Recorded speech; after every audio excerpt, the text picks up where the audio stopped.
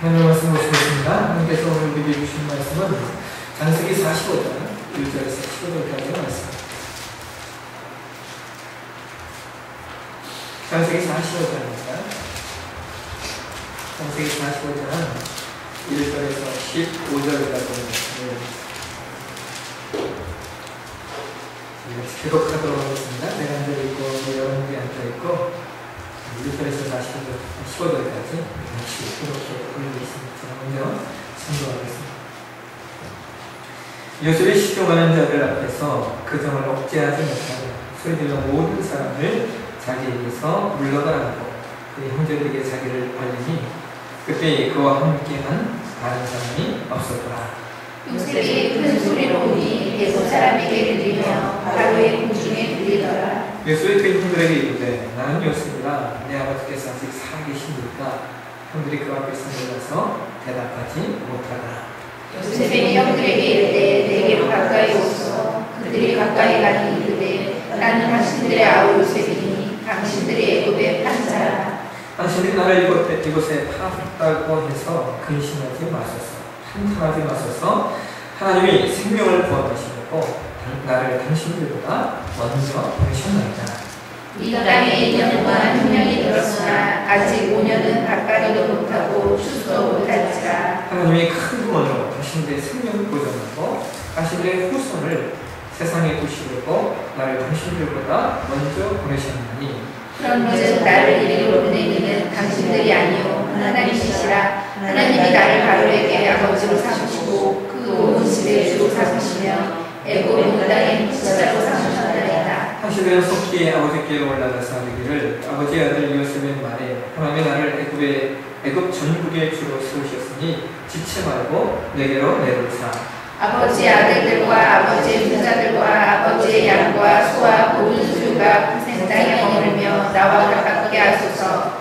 흉년이 아직 하나 있으니 내가 거기서 아버지를 공양하리이다. 아버지와 아버지의 종족과 아버지께 속한 모든 사람에게 부족함이 없도록 하겠나이다 하더라고 전하소서.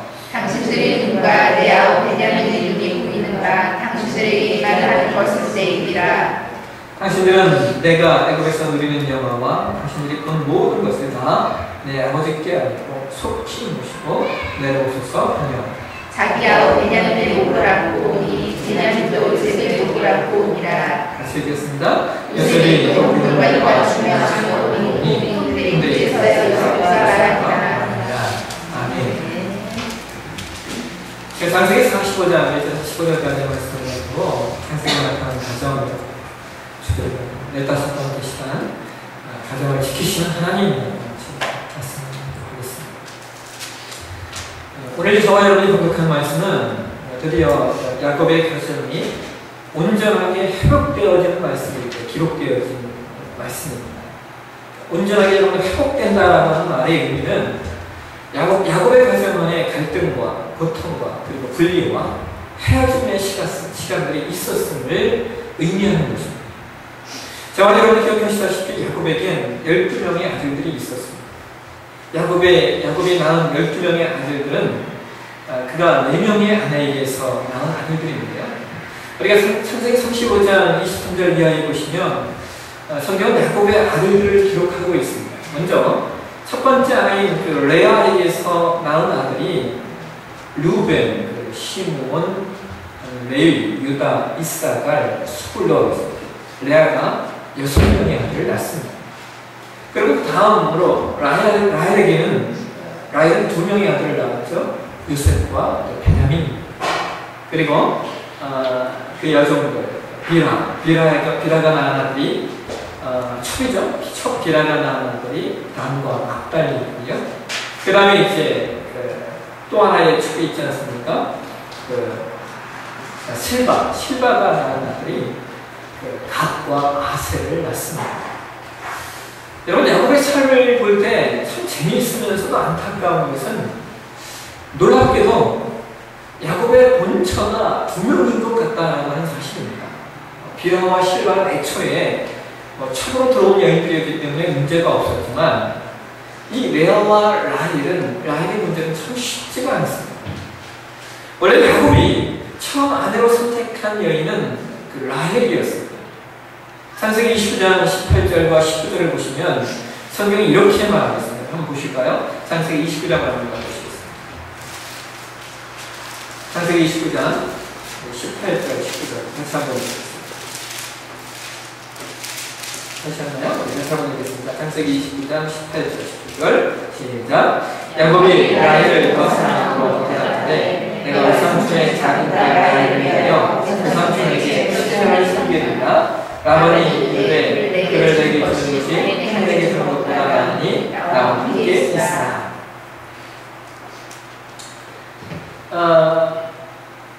야곱이 라반의 딸 레아와 라헬 중에 그 작은 딸 라헬을 참 사랑했던 것 같습니다. 그래서 그 라헬을 얻는데 야곱은 7년이라는 시간을 일을 해주고 그 일한 대가로 그 아내 라헬을 얻고자 했습니다. 근데 여러분 창세기 29장 20절을 보시면 참 재밌지 않습니까? 성경이 이렇게 말하고 있습니다. 19장 20절 한번 보실까요? 다시 한번 읽겠습니다. 야곱이 라헬을 위하여 7년 동안 라반을 섬겼으나 그를 사랑하는 그에게 7년을 며칠같이 여겼다.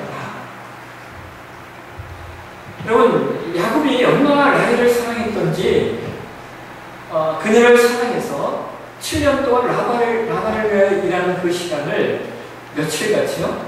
수일처럼 여겼다. 성경이 표현하고 있습니다. 며칠, 수일. 개역 한글판에서는 수일처럼 여겼다. 표현합니다.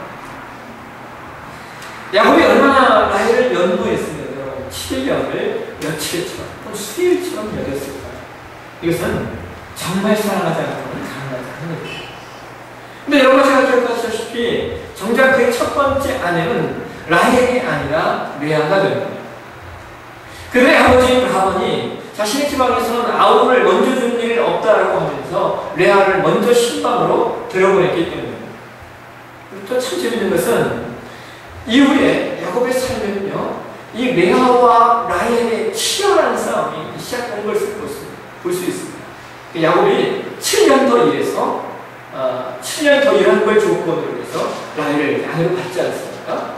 그러니까 라헬 그러니까 야곱 입장에서는 사실은 그 라헬을 얻기 위하여 더 14년을 일한 꼴이 되는 겁니다.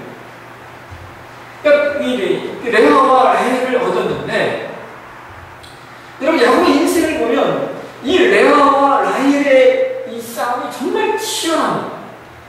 라헬은 야곱에게 사랑을 받는 여인이었고, 반면에 레아는 그럼에도 불구하고 레아의 본처는 누굽니까? 레아가 되는 겁니다. 그 이형을 라헬, 또 뭐예요? 실바, 비라, 이건 다 척인 겁니다. 근데 이 둘 사이에 계속되는 시기와 질투로 말미암아 사실상 여러분 이 야곱이 원했든 원치 않았든 비라와 실바라고 하는 척을 얻을 수밖에 없었던 원인이 뭐냐면 라헬이 아기를 못 낳으니까 자기 여종을 넣어줍니다. 이 여종을 통해서 애를 좀 낳아주십시오.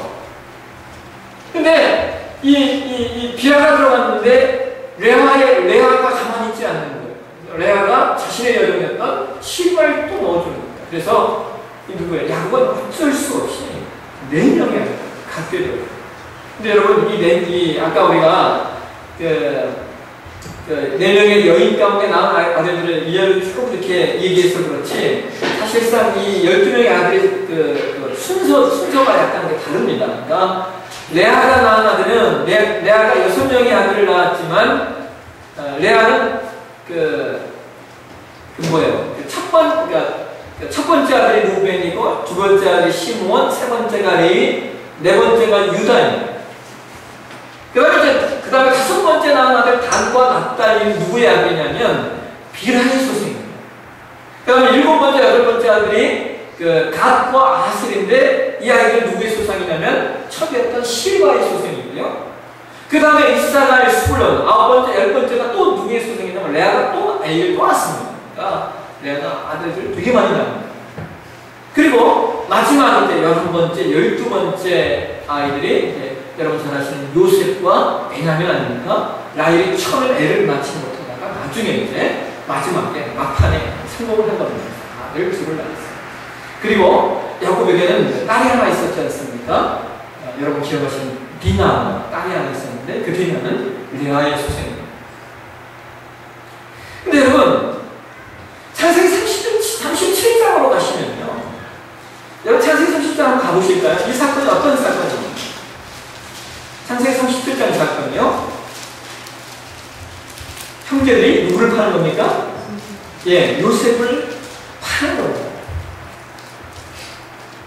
근데 여러분 우리가 창세기 37장의 내용을 조금 읽어보시면 이 사건의 배경에는요 사실상 야곱의 잘못이 있습니다.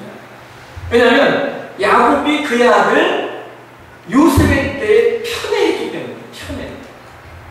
그래서 37장 3절을 한번 보실까요? 37장 3절 같이 한번 읽겠습니다. 요셉은 노년에 얻은 아들이므로 이스라엘이 여러 아들들보다 그를 더 사랑하므로 그를 위하여 셋의 옷을 지었더니.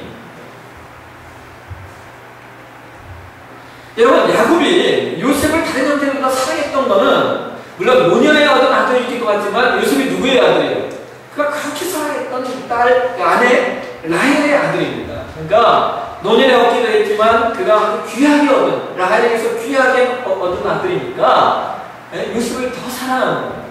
또 아들 베냐민도 있었지 않습니까? 근데 제가 볼 땐 야곱이 베냐민보다 요셉을 더 사랑했던 것 같아요. 왜냐하면 베냐민은 여러분 그가 사랑했던 라헬이 베냐민을 낳다가 산모로 죽습니다. 그러니까 어쨌든 이런 어떤 아픔이 있었던지 야곱은 요셉을 참 많이 사랑했어요. 심지어 채색 옷을 입습니다. 여러분 이 채색 옷이 어떤 옷인지 아십니까? 이 채색 옷은요, 손끝을 덮고 발끝을 덮는 옷입니다. 그러니까 그 시대에 옷감이 귀한 시대에 손을 덮고 발을 덮는 옷, 그리고 이 옷감이 아마포라고 하는 옷감인데요. 나중에 보면 제사장들이 이 아마포 옷감으로 제사장의 옷을 입습니다. 그러니까 당시에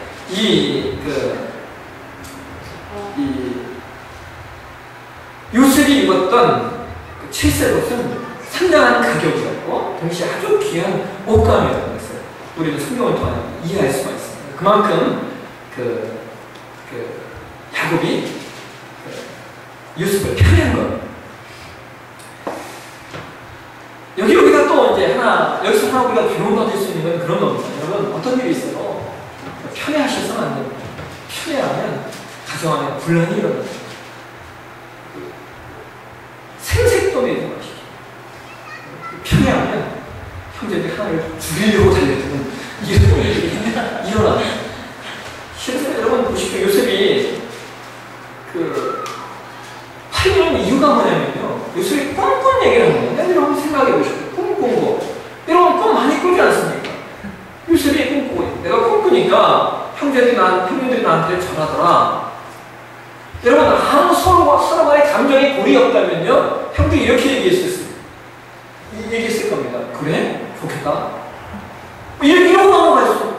꿈이니까요. 꿈을 꿨다는데 못할 말이 어디 있습니까? 형제들과의 감정이 골이 없었더라면 그냥 그래? 좋겠다. 잘 살아봐. 이렇게 하고 넘어갔을 것인데 그 말을 그냥 넘기지 못해요. 39장 11절에 보시면 형제들이 교만을 듣고 시기했다는 성경을 기록하고 있습니다. 그러니까 야곱의 편애가 형제들로 말미암아 요셉을 죽이려 할 정도로 미운 존재로 만들어간 것입니다. 여러분의 가정을 건강히 만들어 가시길 소망하십니까? 어떤 일이 있어도 자녀를 편애하는 일은 없으셔야 돼요. 근데 여기까지만 보면 여러분 사실 요셉의 삶은 아버지의 편애로 말미암아 형제들의 미움을 받고 어떤 그 인생의 나락으로 떨어지는 그런 삶 같습니다. 근데 여러분 기억하시죠? 요셉의 삶 가운데 놀라운 반전이 있습니다. 그것이 뭡니까? 요셉이 애굽의 총리가 된 거예요, 사실. 근데 여러분, 요셉이 애굽의 총리가 되는 그 과정을 이렇게 살펴보면 그가 하루아침에 쉽게 총리가 된 게 아닙니다. 여러분 기억하세요? 요셉이 17살에 팔렸거든요. 총리가 되는 나이가 30살입니다.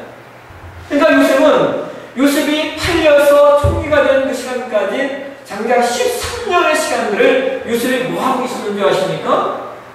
보디발의 집에 있었거나 아니면 감옥에 있었거나 이겁니다. 그러니까 요셉의 인생이 그냥 그 종으로 생활했으면 좋겠는데 종에서 더한 걸 나아가서 뭐예요? 감옥에 갇혀. 이것이 여러분 13년의 시간들입니다. 여러분 그 과정 속에서 요셉이 총리가 되지 않습니다. 근데 사실 이것은요 여러분 이해할 수 없는 사건입니다. 왜 그러냐면요 요셉이 기껏 있어봤자 감옥에 있었던 거고요. 당시 여러분 애국 이집트라고 하는 나라는요 당시 가장 강력한 나라였습니다. 그래서 그 역사에서 물어내보게 되어지면 당시 애국 안에는요 인재 발굴을 위한 인재 아카데미가 있어요. 이해하십니까?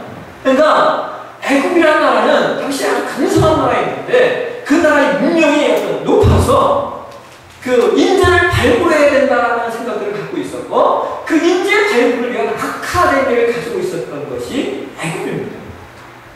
그래서 그 나라는요 이집트 사람이라고 해도 어떤 권력자의 위치에 올라가는 것이 대단히 쉬운 일이 아니었고 이방인은 말할 것도 없고 더군다나 노예는 더더욱 그렇지 않았습니다. 그러니까 여러분 요셉이 총리가 된다 이것은 기적입니다. 기적. 창세기 41장 31절을 한번 보실까요? 창세기 41장 31절을 한번 봐보시겠습니다. 창세기 41장 30절을 한번 보시겠습니다.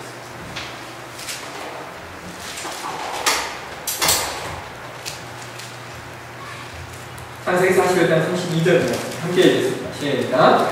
아론께서 꿈을 두 번 겹쳐 보신 것은 하나님이 이 일을 정하셨습니다. 하나님이 속히 하시리니. 여러분 이 41장 말씀이 야곱이 요셉이 밤의 꿈을 해석하는 요셉이 그런 말을 해요. 이 일은 하나님이 정하신 일입니다 라고 얘기해요. 그러니까 당신 나라의 애굽에 큰 흉년, 애국뿐만 아니라 그 전국에 큰 흉년이 올 것이 하나님이 정하신 일이다 하고 야곱이 이야기를 합니다. 요셉이 이야기를 합니다. 그 속에서 여러분 그 고백과 함께 그 다음에 만들어지는 게 뭐예요? 야곱이 총리로 등극하는 겁니다. 근데 여러분 저와 여러분이 공독한 창세기 45장으로 가시면 요셉이 또 다른 하나님의 정하신 일에 대해서 45장에서 또 하나 고백을 하고 있습니다. 45장 한번 가보실까요? 45장 7절, 8절 말씀 보시겠습니다. 45장 7절, 8절 말씀 함께 읽겠습니다. 시작. 하나님이 큰 구원으로 당신들의 생명을 보존하고 당신들의 후손을 세상에 두시려고 나를 당신들보다 먼저 보내셨나니 그런즉 나를 이리로 보내는 당신들이 아니요 하나님이시라. 하나님이 나를 바로의 아버지로 삼으시고 그 모든 주로 삼으시며 온 땅에 지자로 삼으시니라. 여러분 요셉이 창세기 41장에 있을 때만 해도 요셉은 이것이 하나님이 정하신 일이다. 그리고 하나님이 나를 애굽의 총리로 세우신 것이 하나님의 뜻이요 정하신 것이다 라고 요셉이 생각했습니다. 근데 이 요셉의 인생이 창세기 41장에서 끝나는 것이 아니라 45장으로 가고 나 보니까 요셉은 또 하나를 깨닫는 거야. 하나님이 나를 여기에 보내신 것은 단순히 애굽의 총리로 삼으시고자 하심이 아니었구나. 하나님의 뜻을 또 하나 발견하는 겁니다. 여러분 그건 뭡니까? 그 뜻이 뭐예요? 그 뜻이 뭐예요? 하나님이 나하고 말이야 애굽을 잘 살고 잘 먹게 하기 위해서 나를 애굽의 총리로 만든 것이 아니라 결과적으로 나를 여기에 서게 하신 것은 우리의 가족과 우리의 가문 그리고 하나님의 백성들을 위하십니다라고 야곱은 고백하고 있는 것입니다. 야곱의 가문을 살리시기 위함입니다. 그래서 시간을 여러분 거꾸로 돌이켜 생각해 보면 하나님은 야곱의 가문을 살리시고 지키시기 위하여 요셉을 총리로 세우셨고 하나님은 야곱의 가문을 살리시고 지키시기 위하여 요셉을 감옥에 보내셨습니다. 하나님은 야곱의 가문을 살리시고 지키시기 위하여 요셉을 보디발의 가족총무가 되게 하셨고, 또 한 번 더 나가면 하나님은 야곱의 가문을 살리시기 위하여 형제들의 손에서 요셉을 팔리게 하셨다고 하는 사실입니다. 시간을 지나갈 때는 몰랐던 것들이 시간을 지나 거꾸로 돌이켜 보니까 그 안에 엄청난 하나님의 계획이 있었던 것입니다. 그래서 우리는 이해하게 되는 것이 있습니다.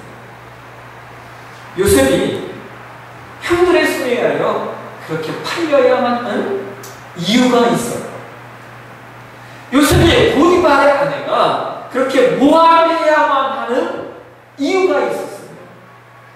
그가 감옥에 갇혀야만 되는 이유가 있었습니다. 그가 총리가 되어야만 되는 이유가 있었음을 시간이 지나니까 그는 깨닫게 되고 보게 되는 것입니다. 사랑하시는 여러분, 여러분 어떤 삶의 시간들을 거쳐오고 계십니까? 여러분 어떤 삶의 여정을 지나오셨습니까?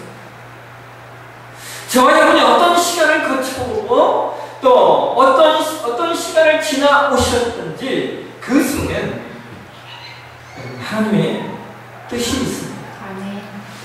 지나온 시간 속에서 말로 다 하지 못할 여러분 여러 가지 고난과 역경들이 있으셨습니까? 네, 여러분 그것마저도 하나님의 뜻입니다. 여러분 베드로전서 2장을 한번 가보실까요? 신약성경 379페이지입니다. 베드로전서 2장을 한번 가보시죠. 베드로전서 2장 신약성경 379페이지 베드로전서 2장 19절 그리고 19절에서 21절까지 말씀 주실까요? 베드로전서 2장 19절에서 21절까지 다시 한번 읽겠습니다. 시행입니다. 부당하게 고난을 받고 하늘을 생각함으로 슬픔을 참으면 이는 아름다우나 죄가 있어 매를 받고 참으면 무슨 칭찬이 있으리요. 그러나 선을 행함으로 고난을 받고 참으면 이는 하나님 앞에 아름다우니라. 이를 위하여 너희가 부르심을 받았으니 그리스도 너희를 위하여 고난을 받으사 너희에게 본을 끼쳐 그 자체를 따라가게 하여 하시느니라.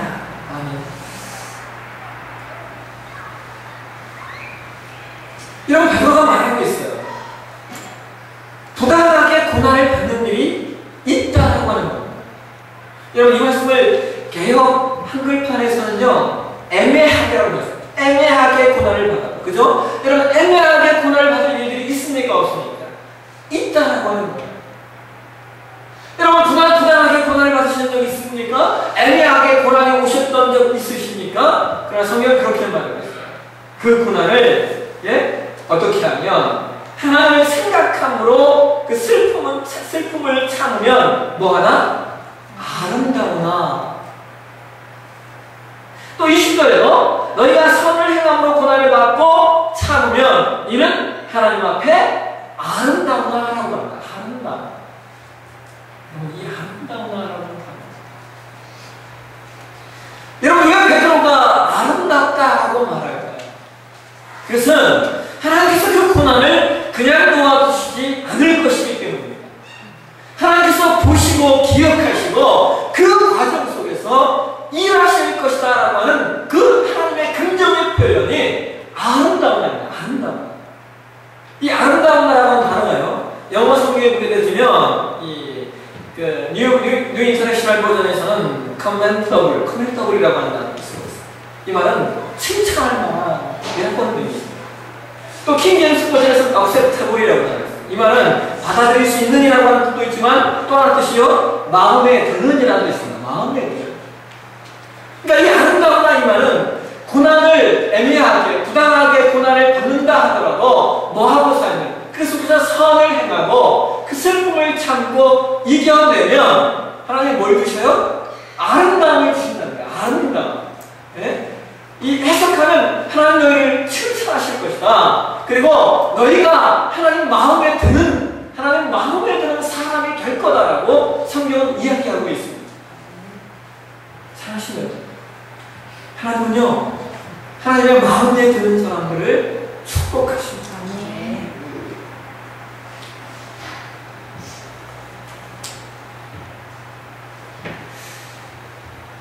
제가 신앙생활을 하면서 제가 가장 힘든 것 중에 하나는 뭐냐면 이런 거예요. 하나님을 믿는 사람들이 하나님을 축복의 도구로 생각하고 나아볼 때, 하나님은 우리 안에 그런 존재는 아니신데 하나님을 축복의 도구로 하나님을 삼으려고 하는, 실제로 한국교회가 지난 100년의 역사 동안 이것으로 말미암아 글쎄요, 이런 표현이 조금 맞을는지 모르겠지만 쏠쏠한 재미를 봤습니다. 근데 지금 100년의 시간이 지난 다음에 이제 사람들이 먹고 살만해지고 또 이 삶의 환경이 변하면서 꼭 신앙이 그것인가라고 하는 고민들을 하기 시작되는 겁니다. 근데 여러분, 성경의 마태복음에 예수께서 그런 말씀하시잖아요. 수고하고 무거운 짐진 자들아 다 내게로 오라, 내가 너희를 쉬게 하리라고 말씀하시잖아요. 근데 그 바로 다음 구절에 예수님이 뭐라고 말씀하신다 하십니까? 너희는 내게 와서 내 멍에를 메고 나를 배우라고 말씀하십니다. 예수님, 너희들이 나에게 오면 내가 너희를 쉬게 할 거야 말씀하시고 하시고, 그 다음에 하시는 말씀이 너희에게 와서 너희는 나의 배우고 나의 멍에를 메라고 말씀하십니다. 여러분, 예수님의 멍에가 쉬운 멍에입니까? 아니잖아요. 십자가를 지는 멍에입니다. 또 예수께서 말씀하시는 쉬운 멍에, 수고하고 무거운 짐진 자들에게 주신 쉼이, 예수님이 주시고자 하는 쉼은 이건 어떤 환경과 어떠한 여건과 어떠한 조건 속에서도 그것이 나를 흔들 수 없는, 그 환경과 여건과 조건이 나를 흔들 수 없는 그 쉼을 이야기하죠. 그래서 신앙의 위치는 여러분 거기까지 가시는 거예요. 거기까지. 우리 삶에 고난도 있고 역경도 있고 슬픈 일도 있고 아픔도 있지만 그것이 나를 흔들지 못합니다. 그 속에서 하나님의 임재를 경험하고 하나님의 임재를 느끼며 쉼을 얻을 수 있는, 하나님 우리에게 주시고자 하는 쉼, 그리고 우리가 얻길 원하시는 그 쉼은 바로 그 위치예요.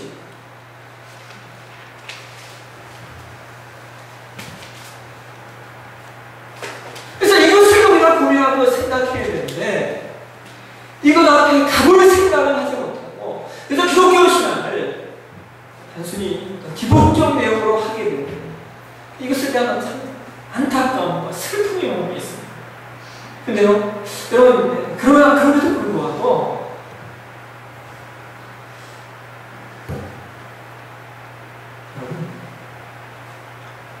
왜 성경을 많이 배우게 되는 놀라운 내용 가운데 하나님은 하나님 백성들을 축복하시길 원하신다. 물론 사람들처럼 특별하게 그렇게 순교로 하나님 앞에 드려지기를 그렇게 부름받는 사람들이, 특별한 사람들이 있습니다. 그러나 여러분, 우리가 순교를 통해 주님을 보게 되면 하나님의 사람들을, 그들의 어떤 기복적 목적으로 하나님 앞에 나온 삶이 아니었을 때 하나님이 그들의 삶을 축복하시고 인도하시고 만져가시는 것을 우리 성경을 통하여 경험하게, 배우게 되고 경험하게 됩니다. 제가 최근에 묵상했던 말씀을 드렸는데, 여러분 창세기 26장을 한번 가보실까요? 창세기 26장으로 가시면 성경이 이렇게 얘기해요. 창세기 26장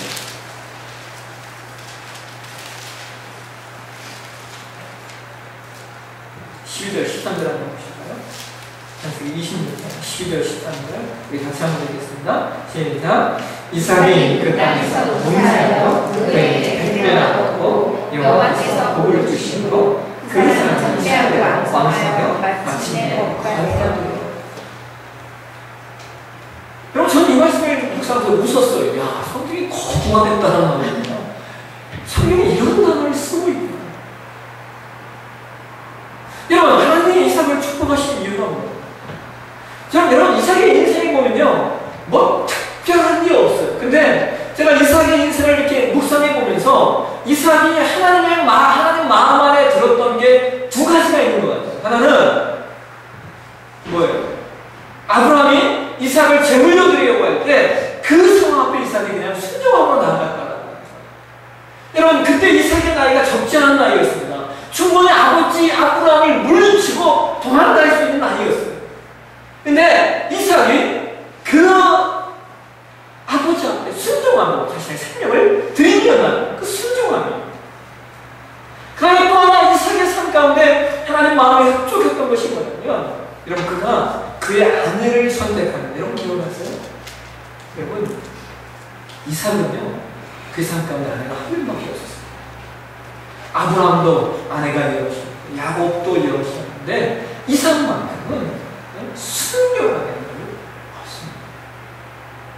순종하게 그의 가정을 지켜가는 것을 볼 수가 있습니다. 이삭의 삶을 보면서 하나님이 이삭을 축복하셨다, 거듭나게 하셨다. 그럼 왜 하나님이 그렇게 그가 그의 마음에 들으셨을까? 순종하는 삶과 순결하는 삶. 하나님이 그를 순결한 삶과 순종하는 삶을 보시고 그를 축복하셨다. 여러분, 오늘 저와 여러분이 보고 있는 이 요셉의 사건은요, 하나님께서 하나님의 가정을 지켜주시기 위한 우연입니다. 저는 저와 여러분의 가정이 하나님의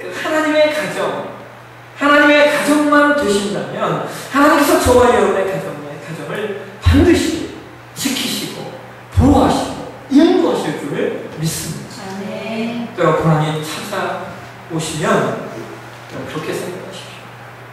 때로 역경이 찾아오시면, 때로 어려운 일 찾아오시면 여러분 그렇게 생각하십시오. 하나님이 나를 아름답게 하시려는 겁니다.